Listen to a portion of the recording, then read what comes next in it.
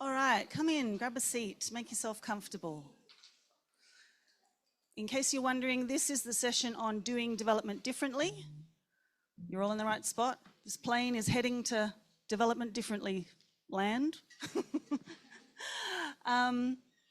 Let's get started. So welcome. I hope you really had a bit of fun this morning. It was a really stimulating first keynote panel. Amazing speakers. So, and we're going to kind of be hearing more about it now with this panel. So I'm going to get straight into it. I think we don't need to use the Wova app and the Q&A function. When we get to that point in our session, I'll hand the mic around and you can ask. We should have some people online, I think. So if you're watching us online, welcome. And I'm going to get started straight away with Tiana. Tiana, you're just going to sit there and give your presentation. You've got your clicker. You're all good. All right, over to you. Awesome, thank you. So my name is Tiana and I recently finished my PhD about a month ago. And thank you. I would just like to acknowledge the traditional owners of the land that we're meeting on and also acknowledge that the impacts of colonialism and extractive capitalism are things that affect people around the world in very different ways, and kind of just hold space for that and recognize that. I'm hoping that my presentation kind of ties in nicely to what was discussed this morning, particularly when it comes to these questions of how can we kind of think about development or approach development beyond these kind of binaries, this idea of developed versus undeveloped, or kind of before and after, and this idea of development as kind of this linear trajectory towards some kind of end point. And my background in my PhD research actually focused on women's empowerment specifically. I started researching ICT for D, and I very quickly realized when a couple of the organizations that I was working with told me that they had no real way of measuring and assessing empowerment, that there actually isn't a very good, consistent conceptual framework for measuring and assessing empowerment.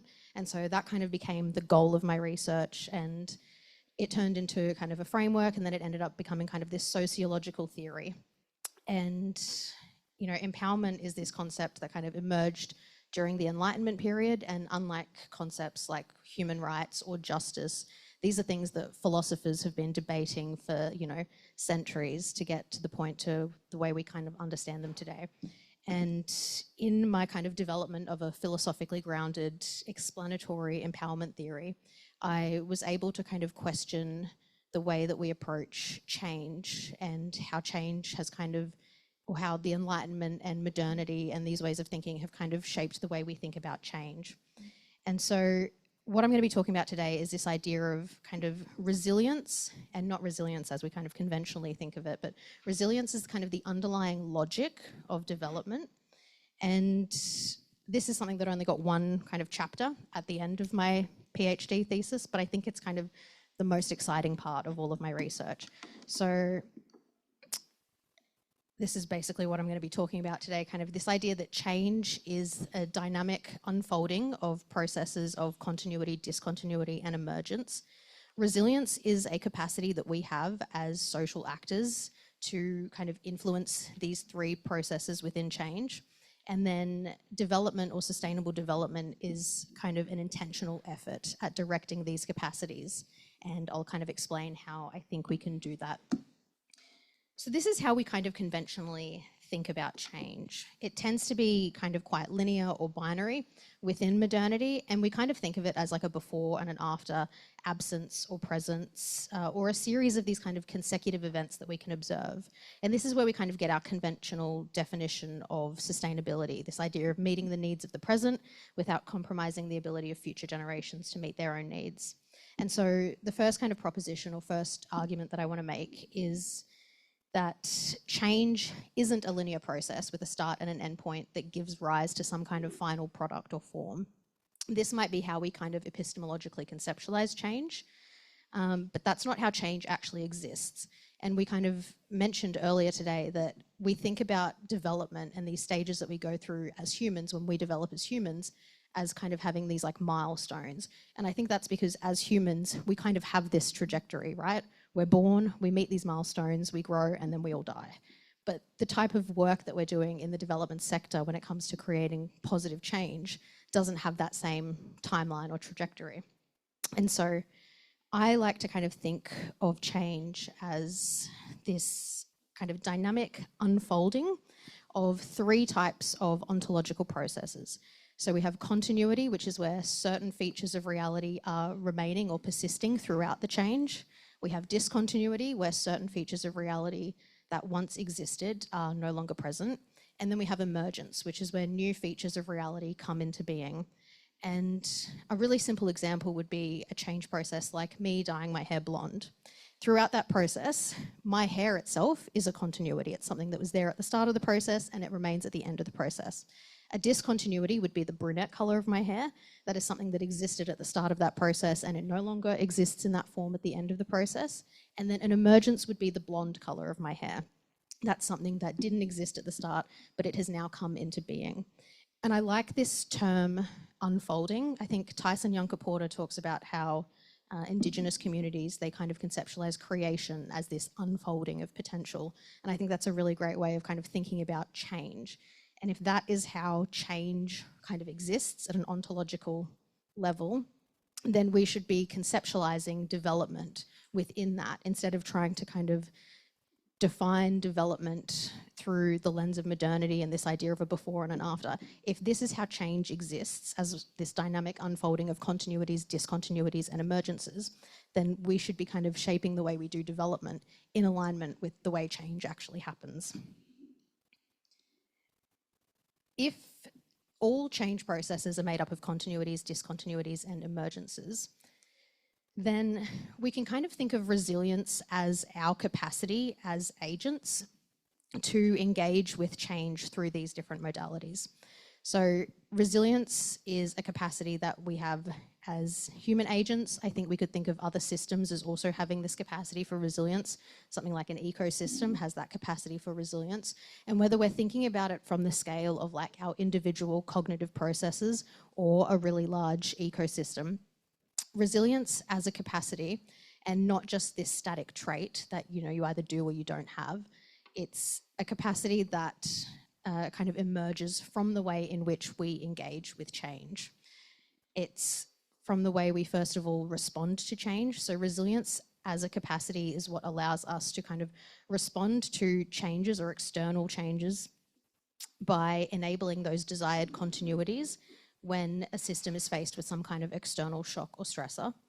It's a capacity that allows us to kind of create the necessary conditions for change by filtering processes that enable discontinuities, so getting rid of the bad things and the things that we don't want, that kind of act as barriers to desired changes from kind of naturally occurring.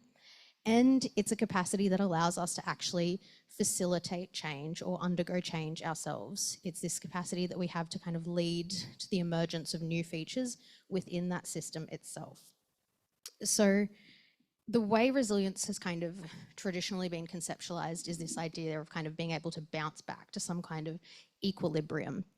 I think that's a part of it, but I think that's only one part of it. I don't think that accurately reflects true resilience in a person or an ecosystem. So if this is kind of a capacity that we all have, and I won't go too deeply into this, but I think resilience as a capacity is something that is both emergent, it's something that arises from the ways in which we engage with reality and change at these different levels, and it's also something that is relational. It's something that's kind of co-constituted by us as actors, the institutions we find ourselves in, our environment, so it's an incredibly contextual thing. But if this is this kind of capacity that we have, then the way we approach development could probably be aligned with this capacity that we have for resilience. And this isn't to say that resilience should be the goal of development or a strategy that we kind of employ. We're thinking about this as kind of the underlying logic through which we conceptualize change in a development context. And from a lot of my fieldwork that I did for my PhD, I was researching empowerment, and kind of the core of what my fieldwork was focused on was really going out into these communities in India. I did my PhD with the Indian Institute of Technology in Delhi. So I was going out to these communities in Tamil Nadu in the south of India and Bihar. And I basically kind of started my conversations in these focus groups by asking these women to imagine a future in which they are more empowered and to share what their version of an empowered future looks like. This is like a little bit off topic, but I think that, you know, everybody kind of has these ideas of what should empower women or what empowerment should look like. And I kind of said to these organizations respectfully, I'd like to actually ask these women what their idea of an empowered future is.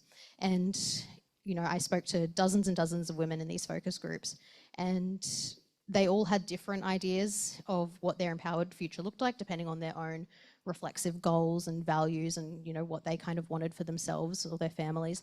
But I could kind of see that there was this trend that every empowered future would kind of fit into one of these three, what I would call mechanisms of change.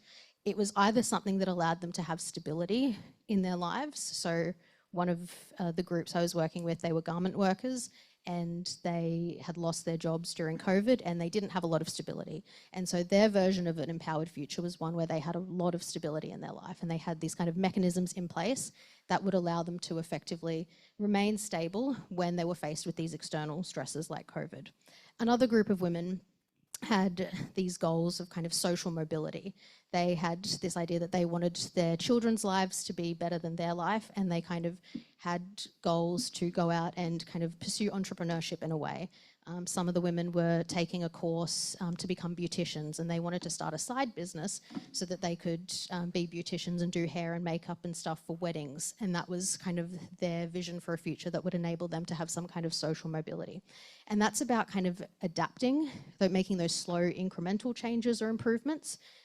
That might be the way we often frame the types of changes that we're aiming for in a lot of development contexts. We kind of think of it as making these incremental improvements or adaptations where what we're finishing with is better than what we started with.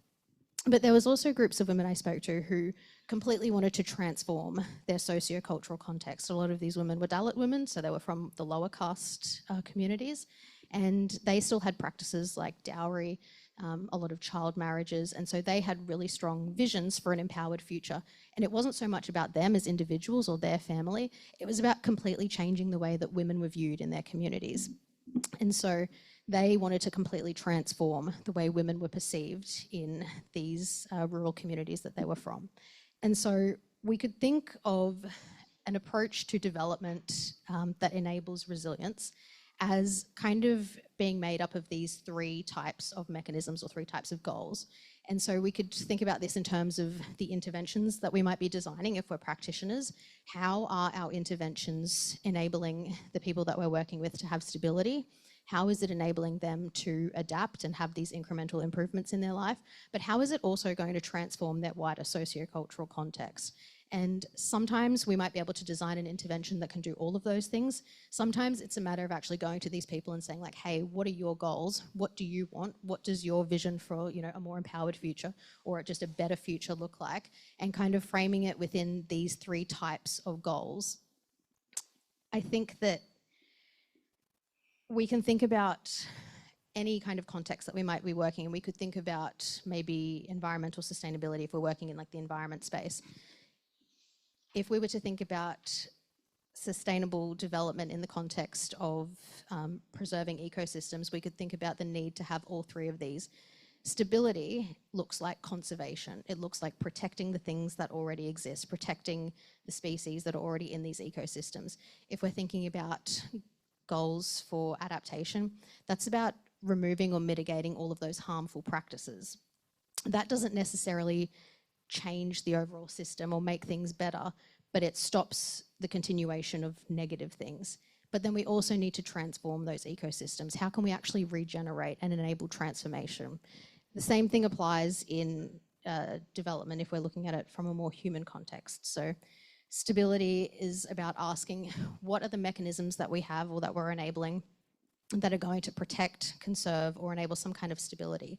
Maybe this is the realization and protection of human rights for communities, or making sure that these communities have stocks of resources in case of an emergency. Then we turn to adaptability or adaptation. So how can we make those incremental adjustments or improvements to the current status quo that are going to enable upward mobility for people And, this isn't going to change the entire socioeconomic system that they're in, but it is going to allow them to kind of navigate it and receive benefits from the current status quo. How are we going to mitigate those negative environmental effects without, necessarily reversing the existing damage, but just ensuring that we prevent more negative impacts from occurring? How are we going to improve access to resources for individuals who previously couldn't access them? But then also, how are we going to transform things? We want to completely be able to change all of those sociocultural conditions that people find themselves in that are kind of causing all of the existing problems. And I think if we're not doing all three, then our approach to development or change isn't truly going to be sustainable. Kind of tying it back to what we were talking about earlier, this idea that, development has some kind of endpoint or final endpoint doesn't accurately reflect the world we live in. The outcomes of the interventions that we're carrying out are creating the new conditions through which future generations are going to have to be doing the work, whether that's through a development lens or whether that's just the way they're living their lives. And so when we can think about our approach to development and change through this lens, I think that's what enables development to be truly sustainable, because it's much more in line with the way change actually occurs. It's this dynamic unfolding of potential. It's this dynamic unfolding of continuities, discontinuities, and emergences. And the way that we can kind of use our capacity to engage in those processes is by ensuring that our interventions or our approach to development is going to help humans to stabilize, adapt, and transform. So I think I can end it there. Thank you.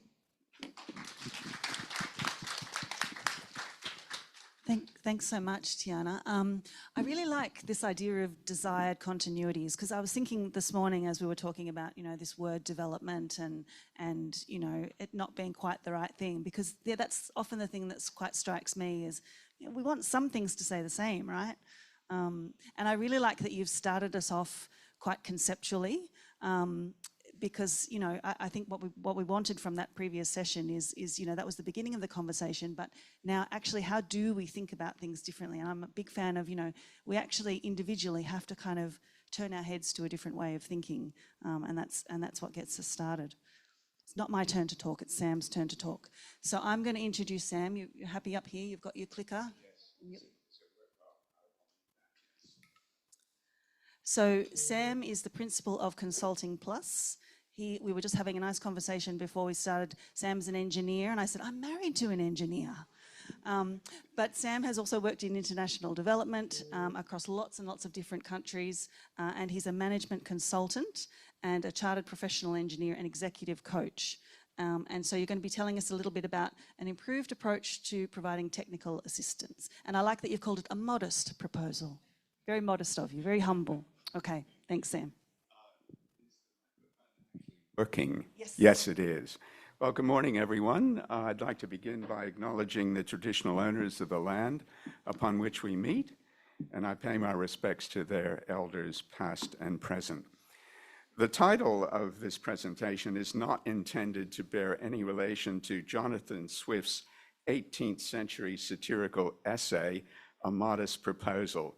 I have no intention to be satirical for all of these of you who are English scholars.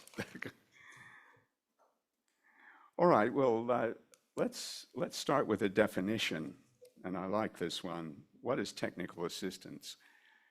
I've been a technical advisor now for nearly 50 years, and this is what really appeals to me. It's a knowledge-based assistance to governments intended to shape policies and institutions, support implementation, and build organizational capacity.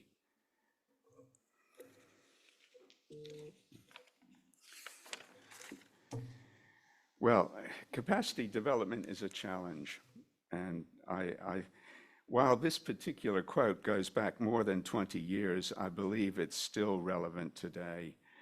We need to be willing to try new approaches to capacity development. And it talks about the need to design institutional innovations to support capacity development. You can tell I'm an engineer. I like definitions. I like the progression. So This is my definition, or one that I like, of capacity development.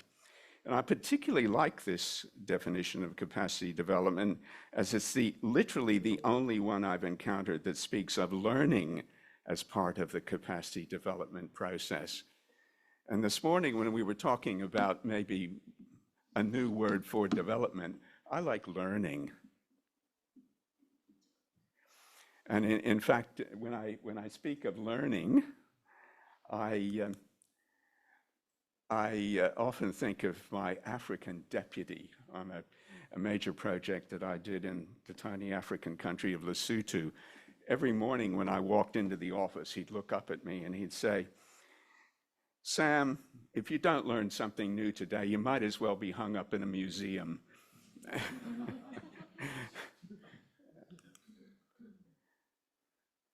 Okay, now let's see if I can get the clicker too. Okay, well, technical assistance takes many different forms. Embedding technical advisors within government agencies or within aid projects, providing policy advice, providing advice to help frame government legislation and regulations, sharing experience with through South-South cooperation, if I could put it that way. And I think it's noteworthy, and I've done a lot of work in Papua New Guinea over many years, but actually built into the law in Papua New Guinea is the following. A technical advisor is required to build the capacity of Papua New Guinea citizens within the government agency within which they are working. I'd like to suggest that that is most often honored by not, in fact, conforming to that requirement. So a few other forms of technical assistance, scholarships and training courses, or the Australian Awards, on-the-job training, twinning, or organizational partnerships, and I've been part of one of those programs. Programs with flexible funding, and funding for intermediary organizations such as Australian NGOs.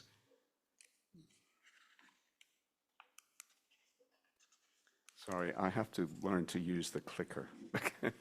Sorry. Okay. Okay, I'd like to suggest a few ways in which technical assistance often fails.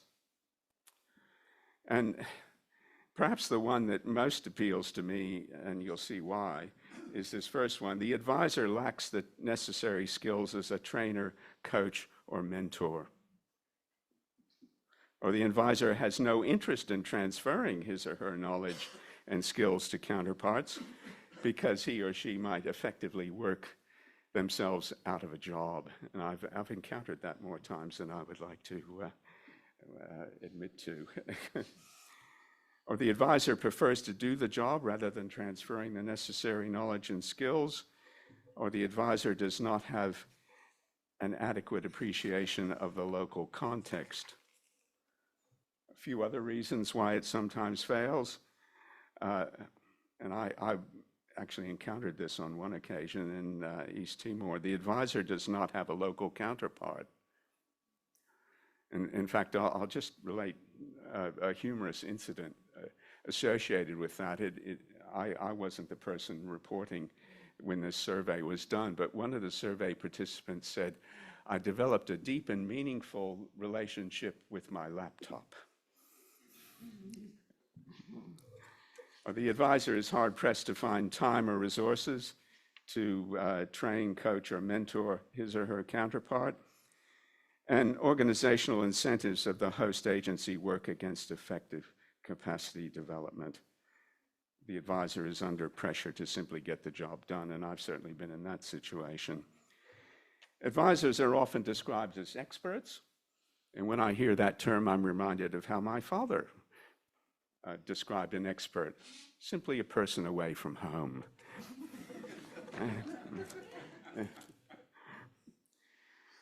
All right, I'd like to suggest an alternative approach to advisor-based technical assistance. one that employs adult learning principles. And I'd like to introduce what I will discuss in the case study which follows, and that is introducing qualified and experienced executive coaches to work with advisors, their counterparts, and the counterparts' supervisors. And full disclosure, I am a certified executive coach. Sorry. No, I'll get used to the system. So I'm suggesting an alternative approach, and you'll see what that comprises in a moment. It's one that's based on adult learning principles. That's why I think of international development as learning, and learning as a two-way process. And there are a number of principles that I list there: a need to know, a self-concept, prior experience, a readiness to learn, an orientation to learning, and a motivation to learn. And I'm reminded of this quote, which has been attributed to Benjamin Franklin: "Tell me and I forget, teach me and I remember, involve me and I learn."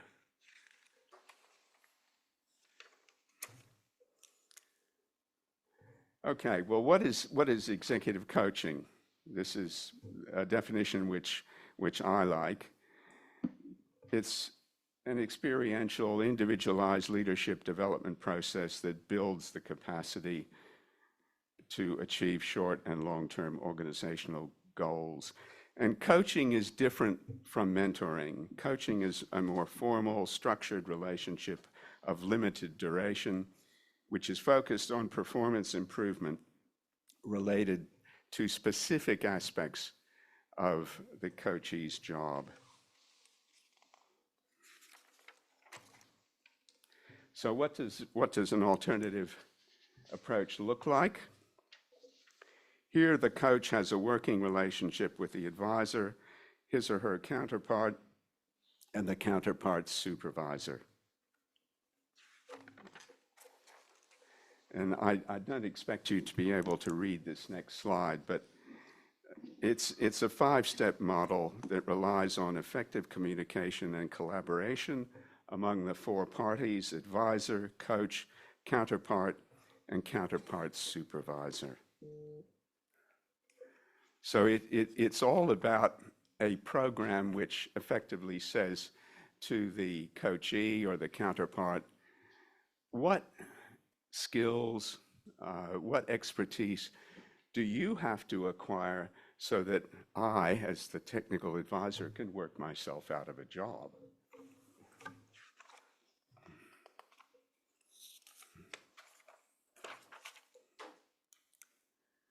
And in my experience, there are 5 critical success factors to make this work. Supervisors must have buy-in to the process. The advisor must buy in, obviously. Counterpart should buy in, and it involves an appropriately qualified and experienced executive coach and an appropriately structured and implemented coaching program.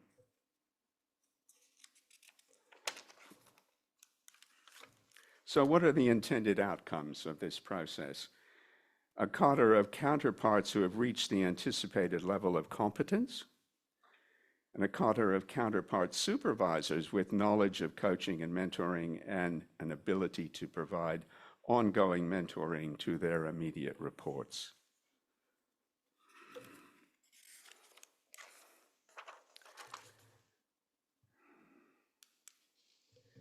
What are the...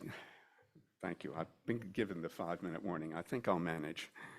How would you measure success in applying this process?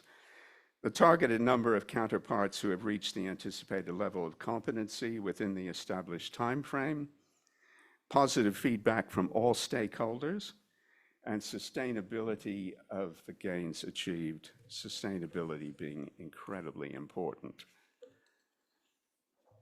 Because as a technical advisor, you don't want to feel that when you walk away, it'll all collapse. Well, I want to give you a practical example from my own experience in Papua New Guinea. I was part of a leadership and management program for mid-level public servants who had demonstrated both high performance and high potential. And the program was really built on adult learning principles. 10% of formal learning of management principles and practices through structured workshops, only 10%. 20% of learning through regular interaction with the participants' peers and one-on-one coaching between workshop sessions, and 70% through practical application in the workplace of the principles and practices. So it was really all about learning and taking that learning to the workplace. So at the end of this program, we ran a survey, and the results were as follows. Well, we asked the question, how would you rate the usefulness of the coaching sessions on a scale of 1 to 10, where 1 equals not useful and 10 very useful? And we had 15% said 9 and 85% said 10.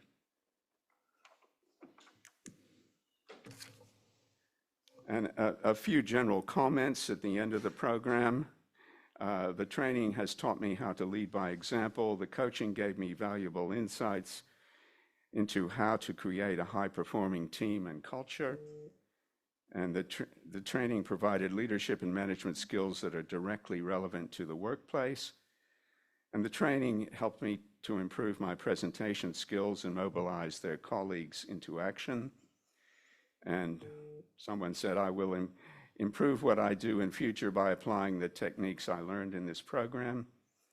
And all intending managers and their line managers should attend this training.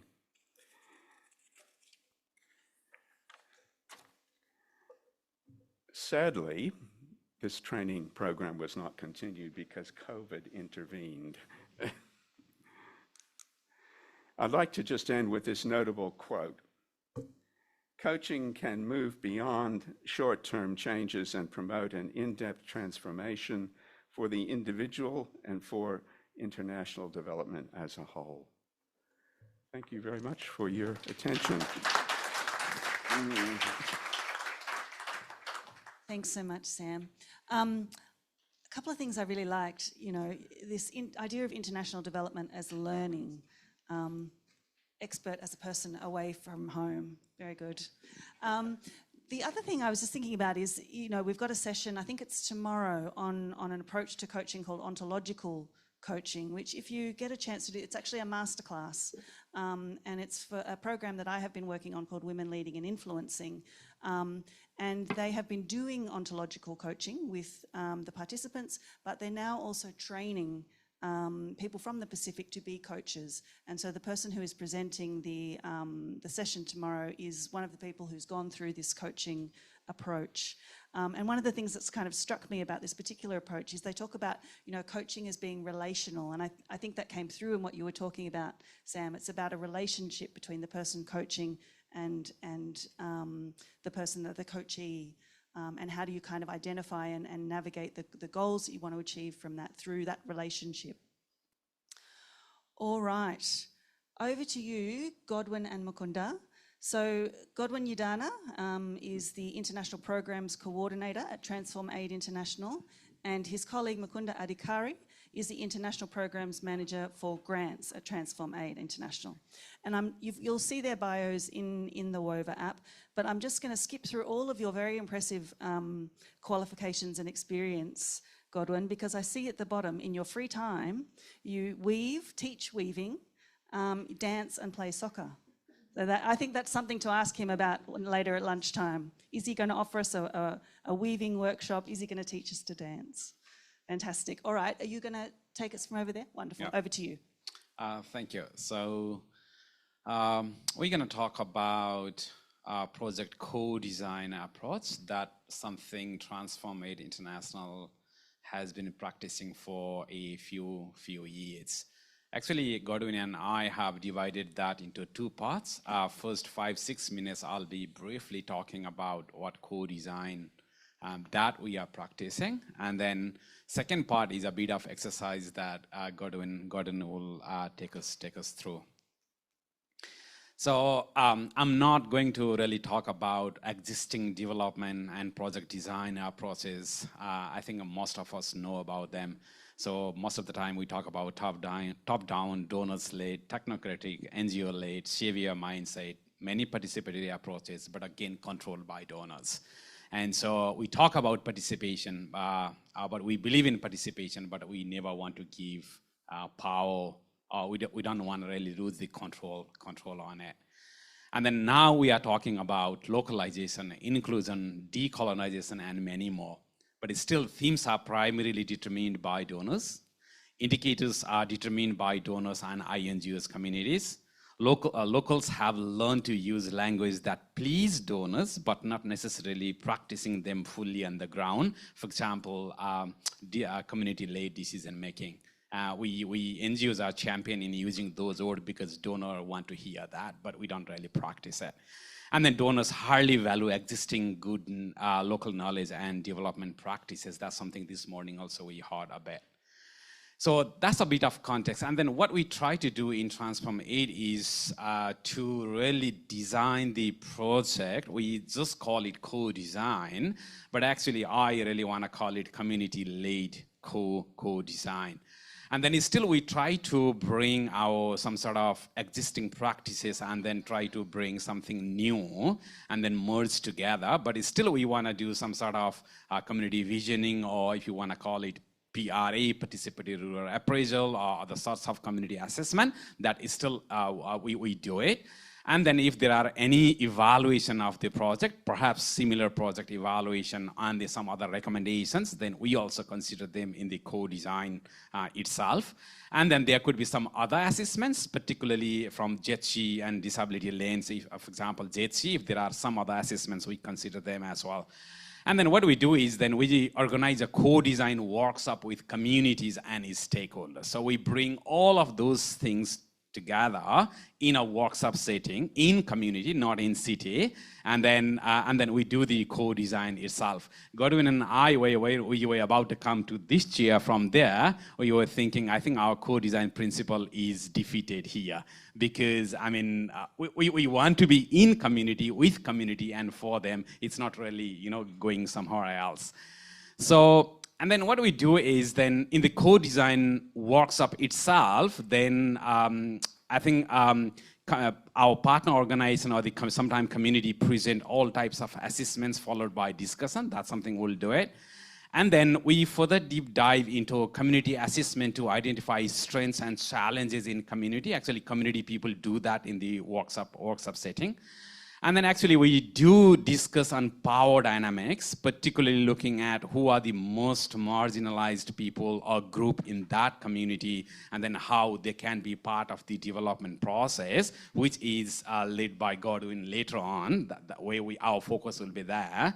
And then if there are some other topics, for example, sustainability or effectiveness, then we also bring into the conversation. And then what we do is then whatever community people discuss, and then actually they discuss on that particular format or setting. They talk about some of the key issues and challenges, and then they identify who are the people in their community mostly affected by those issues and challenges. And then they also identify some of the local resources available in their community to address those challenges they identified. And they also talk about what are the interventions they can use or the strengths they can use to address those challenges. And then they also identify some of the local stakeholders they can work with to address those challenges. And then the last is they also think about some of the successes they think, how it looked like for them. So it's not us. Our role is just to facilitate the conversation. Actually, community and stakeholders do by themselves. And then that's the first part of the thing. And then second part is then a bit of technical. This is normally done between Transform 8 and our local partner organization. organization. And then what we do is what we have discussed with communities, because it's community thing, and then we try to convert into some sort of a donor format, like using theory of change or the logical framework metrics or the outcome mapping or whatever tool we use, then we convert them into that sort of framework, because donor wants information in that framework, but actually we don't entertain that with the community, because there are two parts: community visioning, community direction, community voice. Whatever they want to do, it's their thing, they will do it. But donor needs that sort of information in that format, then we try to convert that into a donor format.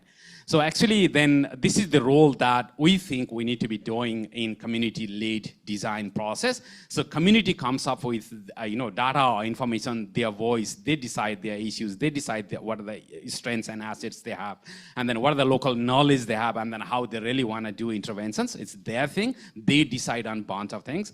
And then on the right side there are donors, and actually then donors want information in a certain format or the template, and then actually our NGO, our role is to really play the role in between.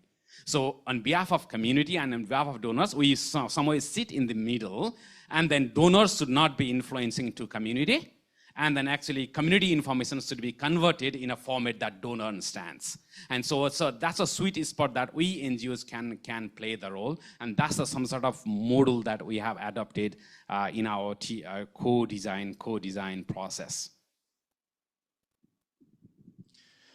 Thank you, Mukunda. One other thing that I just want to add to that is when we're in community, we think about trying to understand the context from the experiences of the different groups. Because when you go into a community, there are different groups in the community. You can talk often, and here's the thing, where in the sector we find ourselves, we're often interested in, the fancy, what I would call fancy, other people call it sexy, labels. So we're looking, who are the people who are marginalized? Women, persons with disability, and we've brought them all in there.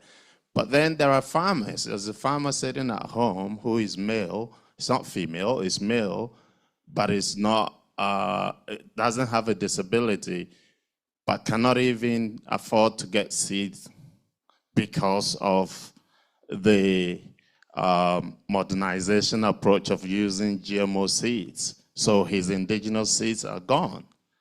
How do we categorize that person? And we're not inviting the person. So for us, we don't determine who comes to the workshop. The community members have knowledge of the context. I guess what I'm trying to say is that we rely on community as experts of their own destiny.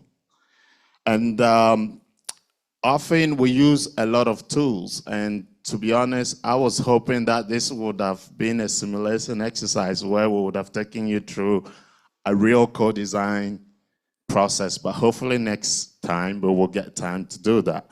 But one of the tools that we use to,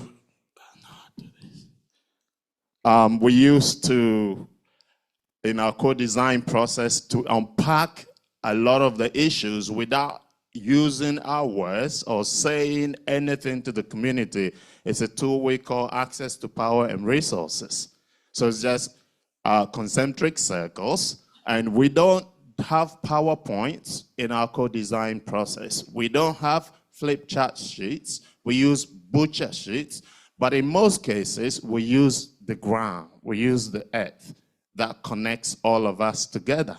So whatever resources are found in community, that's what we use. In a lot of our co-design workshop, we'll just draw the concentric circles on the ground and put white powder, just so the lines are visible for everyone. And then we don't, as much as possible, what we try to do is to get the in-country partner who have language capacity to lead these processes. So prior to the co-design, the actual design workshop with the community, we have a day or two with our in-country partners to try and understand their strength and get them to understand the tools. And if they have any questions, we address those. And then in the actual co-design workshops, we are just invisible. We're there as backup for our in-country partners. And I think that's important when we talk about power dynamics. So this morning we heard a lot about decolonizing, and how we're going to do that is the simple practical actions that we take. And what we need to remember is that often implicit messaging is very important in the work that we do. People are very observant, especially when they have strangers coming into their community. So this tool called access to power and resources, we find it very helpful because it allows us to unpack a number of issues. For example, JETSI is a very big area in the work that we do. And so a tool like this allows us to talk about who are the people who are most marginalized without having to use those exact words. So what we do is the circle is displayed on the floor, and then community members, will, of course, with the help of a facilitator and sometimes with a translator, would guide members, the community members, to then talk about people in the community. So they would group the people. They will classify the people themselves. They'll categorize them. Oh, women, men, farmers. So this is one example from Nepal that I've just picked as a demonstration for you. If you look at it carefully, they've got various groups there. And the distance of each individual or group to the center determines the quality of their life. So in the middle is power and access to resources. The closer you are to the center of power and resources, the better your life, and vice versa. So that's the explanation we give to community members, and then we then start asking the guiding questions. Where do you think men are located? And then they will write it out and put it where they think is allocated. And then sometimes you need to ask a prompting question, or you don't even need to. Someone else will say, no, that's not where you put men. Men should be closer to the resources, and this is why. So it sparks up debate amongst them, and you just listen and follow the flow. And so then you ask about women living with disability. In the case of Nepal, you need to talk about Dalit. So Dalit women living with disability. So the further away you are from the center, the worse your life would be. And so they would go around, display, position or situate each group or individual. And then the next question will be, what can we do? What can you do as a community to move those who are farther away from power and resources to get closer? So what can you do with the resources that you have in your community to bring people who are far away from power and resources closer? So we are talking about development without using the word development. So this is one of the tools we use, and we found it effective and it's practical. So we do decolonization without having to use the labels. Thank you. One more. I think in that process, so then later on, how we identify is the people who are very close to the circle center are converted into stakeholders to work with. And then people who are really away from the center, like to let's say fourth or fifth circle, now they are we NGO term, we call it target groups, and they are our target groups to work with. But the people who are at the center are the some sort of people or the stakeholders that normally we work with. So actually then we try to explain the entire development concept in the circle without using any terminology, around development or empowerment. And then even advocacy also, we connect over here without saying advocacy. For example, then the people who are away from the circle, the center of the circle, actually then they can work with the people who are in the center of the circle and then try to provide resources or the services to the people who are far away. So bunch of things are connected there, and then actually we do a lot here without using term development. Thank you so much, Mukunda and Godwin. I really like that because it gets to what we were talking about in this morning's session, and when Linda was saying, you know, that Western, you know, we come in with these categories about, you know, and ways of thinking about things, and, you know, thought creates our reality, language creates our reality. So that's a really nice practical example of how you can kind of get away from doing that. Mariani's already here. She's ready to go. She's ready and raring to go. So this is Mariani Rokotuibao. She is the Executive Director of Balance of Power. And her co-author on this paper is Josiah Osborne, who's sitting down here at the front, providing moral support. So take it away, Mariani.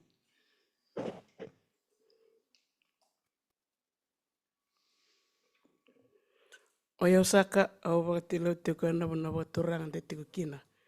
And matakani sendendai. I pay tribute to the stewards and the custodians of the land on which we gather today. Bulabinak, everyone. How's everybody feeling? Okay, good. Just a show of hands. Could I have a show of hands of those that have been to Fiji? Oh, okay. We've never heard about Fiji? Don't know anything about Fiji? Okay. All right, so I don't really need to say a lot about Fiji because you already know.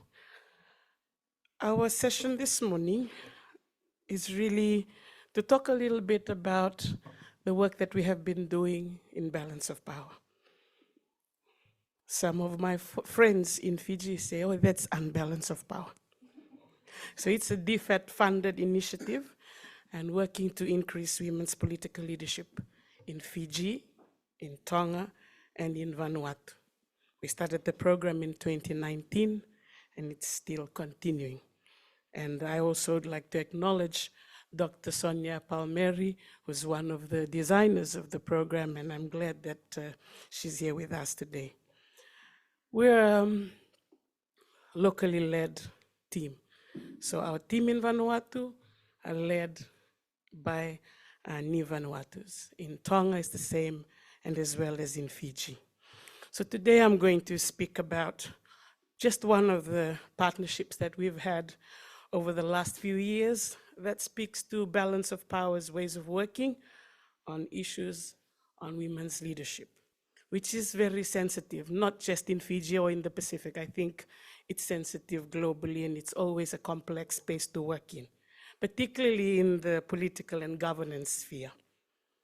So this was through an opportunity that came about because of our locally led,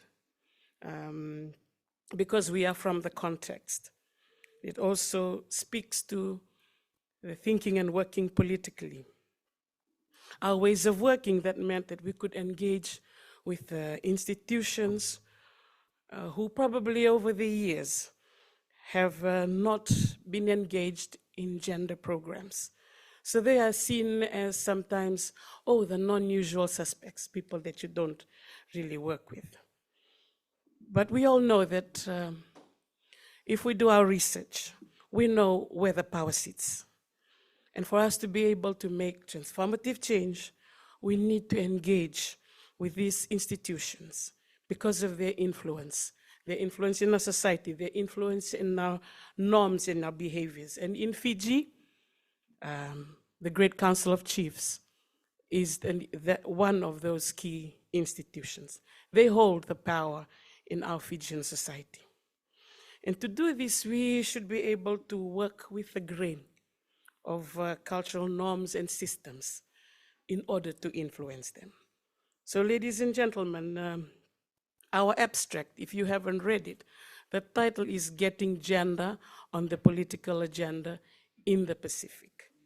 And our case study is our engagement with, my apology, it's not engagement with the Great Council of Chiefs, but the engagement with the Great Council of Chiefs review with the Ministry of Itoke Affairs. It's like, I guess in Australia, it's the Ministry of Indigenous Affairs, or the department that manages our First Nations. There's a bit of background. Our 1997 constitution, there's a constitutional role for the Great Council of Chiefs. They appoint the president of Fiji. They also appoint 14 out of 32 senators in the upper house. Fiji's, apart from rugby, Fiji is also known for our military coups. So in 2006, when the last regime came in, they threw away the 1997 constitution, and today we are operating under 2013 constitution, which is still causing a lot of stability in our nation right now. But anyway, with balance of power, we have been, because we work in the political space, so it's our everyday research. Some people call it research, some people call it political economy analysis, or PEA. For locals like us, it's one and the same. That's what we do every day. We need to know who are the power holders, who's talking about what, where does the political interest lie. Leading up to 2022 elections, we had, how we had COVID, border closure, we couldn't travel. DFAT said, everybody, there's a, what is it called? Pivot to COVID. So we had to think, okay, what does that mean for a women's leadership program? Right, who are the movers and shakers in our community during COVID? So it was our women's in the community health workers. So we had to work with Fiji National University and the Ministry of Health. Again, Ministry of Health, people don't, or I guess gender programs, they all go to the Ministry of Women. Nobody works with Ministry of Health, or they might have a little program. We had no choice. It was border closure. We had to work with them. And in that work, we reached out to the Ministry of Ethiopian Affairs, and we recognized the influence that they have. They have influence across the 1,200 villages in Fiji. We had to engage with them, recognize that the permanent secretary is an ally. Again, thinking and working politically, who would be able to give us space? As a little program, we wouldn't be able to access certain spaces. But we nurtured that relationship. Sorry, I'm going all over the place, but I'm just going through the various points there.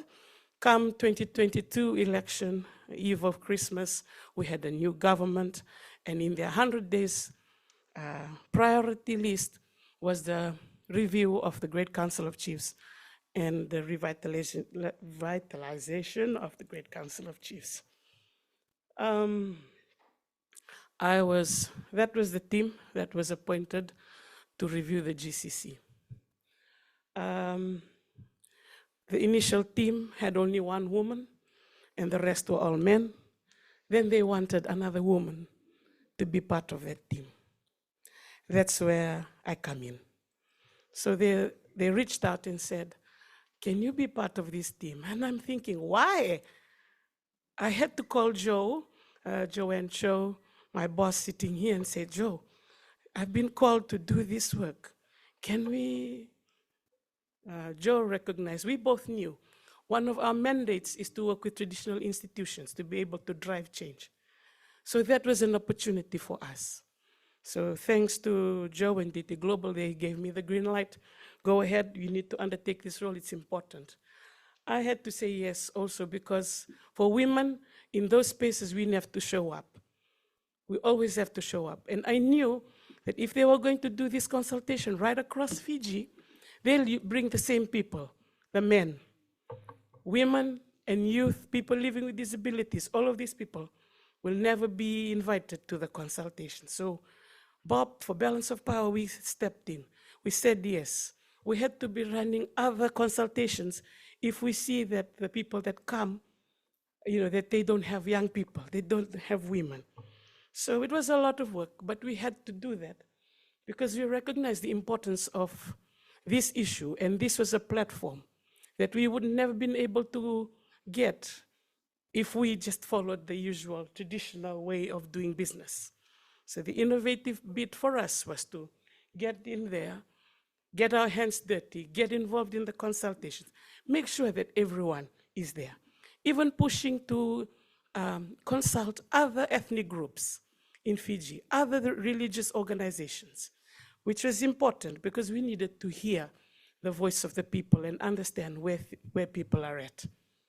It was also an opportunity for balance of power to get a good sense of the layer of the land. How do we do work on promoting women's leadership? Where do people sit? How do we use that to also build relationship and trust with power holders? So that's the bit that we had to do. And without us knowing, the Minister of Etoke Affairs said, hey, you'll be in the GMAG working group. What's GMAG? Gender Equality and Mainstreaming Action Group. Oh, so we've built that relationship. So we are the we'd like to think that we are the preferred partner in building our nation and bringing together women to bring women on the table. I like putting that picture up. That's the first meeting they had in 2023. You can only see 2 women there. They are 2 of our high chiefs. So through the consultation, we had to make sure that women were consulted. So our review team gave 8 recommendations, and one of the 8 is to have women represented from each province. In Fiji, we have 14 provinces. So this picture, ladies and gentlemen, I hope in the next 5 to 10 years that it will change. The recommendation has been endorsed, so in the next few years, we'll have 1/3 of women in that space. So this morning, one of our speakers talked about systemic changes. So we need to do that. One part is influencing the mindsets, practices, social norm, but systems also need to change. It needs to happen together. And interventions will have to be happening at all levels of society. This is my last slide. We're thinking and working politically for balance of power, recognizing the shifts and the political interests and motivation. We stepped in there because we knew that was the entry point. We recognized the institution that holds the most influence in our Fijian communities to influence, to change norms, to be a norm setter and influencer. So we had to continuously do that, build relationships with chiefs. Now one of our members, is younger than me, is also female. She now sits in one of the provincial council think tanks. It's because we need to keep pushing women to show up. We are challenging ourselves too, because it's not a very comfortable space. I get told, Meran, it's not about you. You have to think of those that are coming after you. Because we are locally led, we understand the politics, we understand the context, we understand how to navigate through these complex situations. So it was, we can no longer use culture as an excuse. Culture can no longer be a barrier. In balance of power, we feel that culture must be a catalyst for progress. Culture has to be a catalyst for transformation. Working with the GCC and the Ministry of Etoke Affairs, where it's predominantly male, where there's a perception that male are the custodians. We need to shift that, and that's where we're working towards. Our aim is to shift perception of women's leadership. Balancing interest with DFAT, exciting times. DFAT, it's all about framing and continuously communicating with them. And we're so blessed that we have local people also in DFAT and those that are supporting us from Canberra who've said, we recognize that this is important work. It's time to change the way we do business. We can't keep working with the same people. We have to try something out. But my last point there is taking bets. Sometimes that's used loosely. While they are bets, they are managed bets. They're ongoing research, ongoing PA, watching the context closely and not to be extractive. We have to be seen as partners in development. The last point is on the systemic change. I've mentioned that before. The systems need to change to cultivate and nurture and usher in transformational change. think I'll finish there. If you want more information, you can go to our website.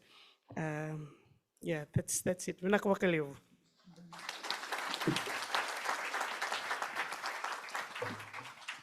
Thanks so much, Mariani. I wrote down this phrase, everyday research, because I like that better than sorry, Lisa Denny, my boss, political economy analysis. I like it better, everyday research. That's good. I'm going to use that. All right, we've got about 10 minutes or so for questions. Straight up, awesome. I think it's just for the Thank you. Good morning or good afternoon. I'm Anton Palo from the Philippines. And first, I would like to thank Sam for all your advice for all development consultants in general. However, my question will be more for Tiana first, and then for the rest of the party with Godwin, Makunda, and Miriani. So with your presentation, Tiana, you mentioned how resilience is transformation, adaptation, and stability. That to me sounds like a paradox. You have transformation and adaptation on one hand, and then stability on the other. Those don't seem to be compatible with each other. How do you reconcile that? Which now also leads me to my question for Makunda, Godwin, and Miriani, which is, I'm pretty sure with your stakeholders, there are actually these kinds of conflicting intentions, like one wants change, the other wants to retain status quo. How do you now reconcile that or address that in your stakeholders or projects? Thank you. Great. Great. Thank you for that question. I think it's only a paradox when we're thinking about it through this binary lens, in the way that we're so used to thinking about things in dualisms.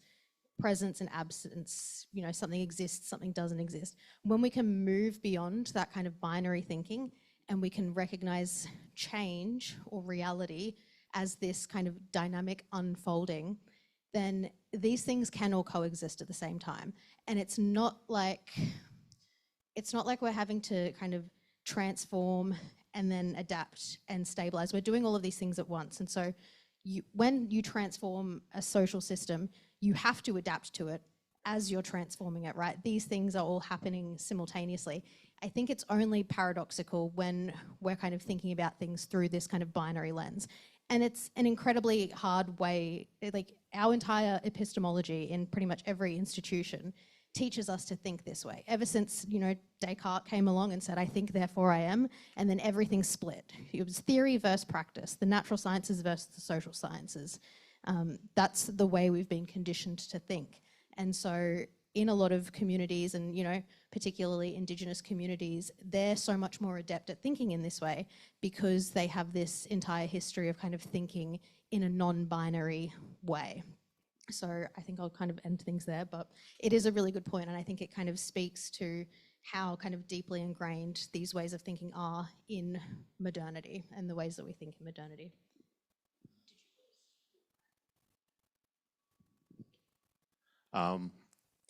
Sorry, can you please repeat the question?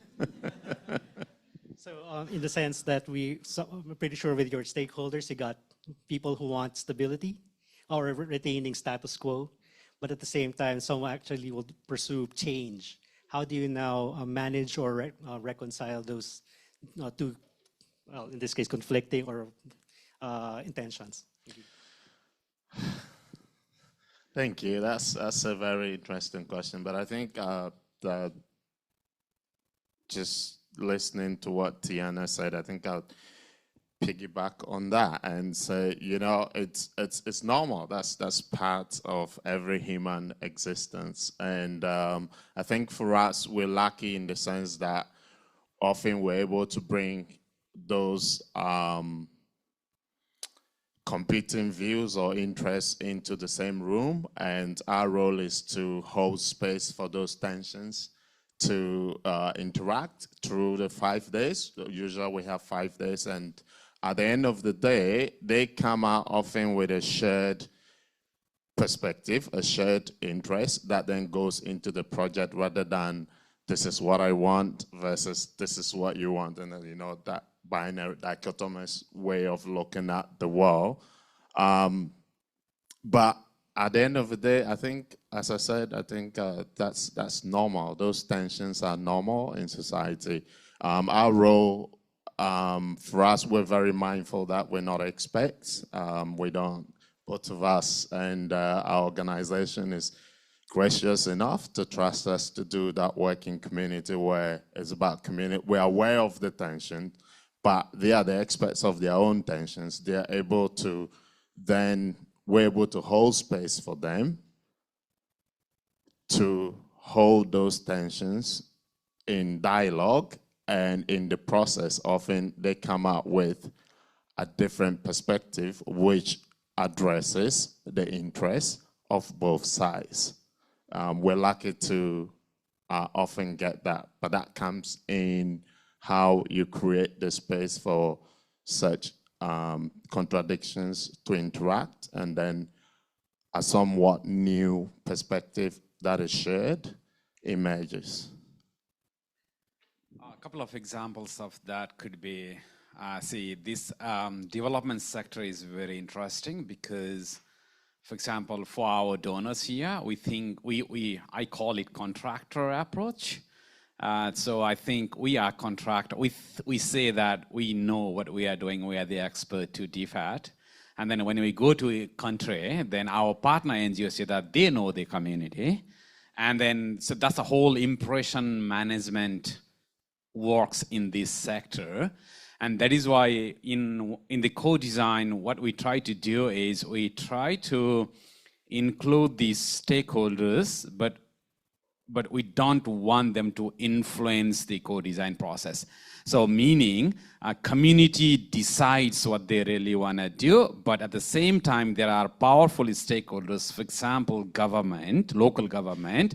They are not part of that first maybe 2 days co-design workshop. They are invited on the day 3, and then we call gallery walk, and then all the discussion will be presented on the wall, and then government people comes and spend maybe, or the key stakeholders come and spend for an hour or two, looking at the gallery, and then we ask them to contribute if they have something over there, and then ask questions. So we don't want to really exclude them, but we don't want them to influence the entire co-design process. And we know if they are part of the co-design workshop, then actually community voices will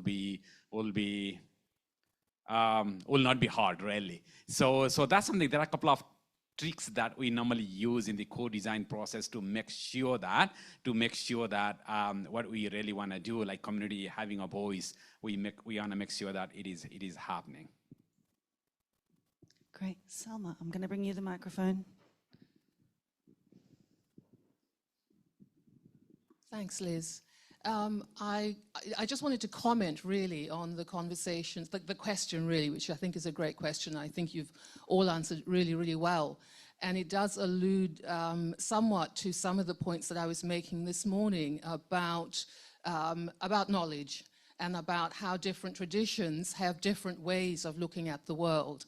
And I think, Tiana, you talked about the binary and how that forces a different way of looking at the world. And this morning, Linda and I both spoke about relational societies and relationality and how we look at the world differently through a relational lens. So there's two different types of logic that underlie these different ways of seeing the world.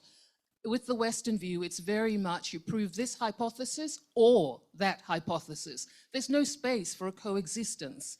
Whereas in a relational world, you're wanting often to look at how this thing coexists with that thing. So it's a both and logic rather than an either or logic. And I think we see that playing out in Mariani's talk about how gender is being looked at in the context of Fiji, and I know balance of power is also in Vanuatu. But the way it's playing out there is that, take a step back, typically in places where feminism first came about, the word feminism started being used in France and the UK, feminism and gender equality is often seen as a woman's job. It is women who have to make this happen. That's not the case in the Pacific. In a relational society, it is both men and women who have to work at this. And we see that playing out with Mariani's work in Balance of Power. Thank you. Just to answer your question, how to balance these competing agendas. what we've learned in balance of power is while we are executing, we're also doing our risk assessment. So we know that there will be those that will be resistant to the change. So we're already strategizing, okay, how do we bring people along? Because they like the way the system is because they keep the power. So it's looking at how do we bring them along on this journey.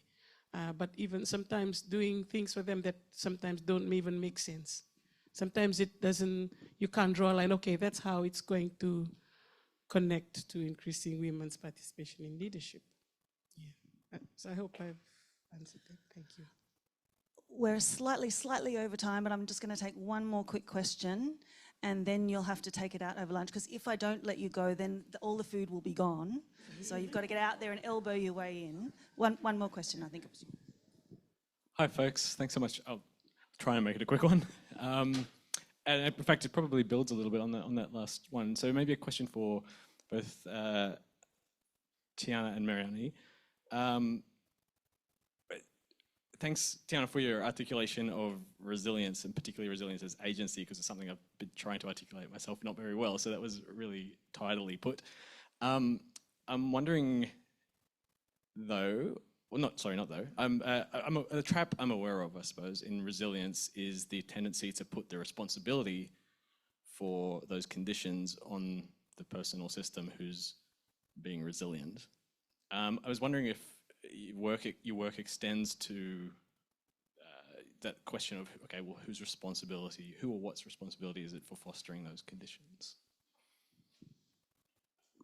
Just a nice, easy question to finish us up.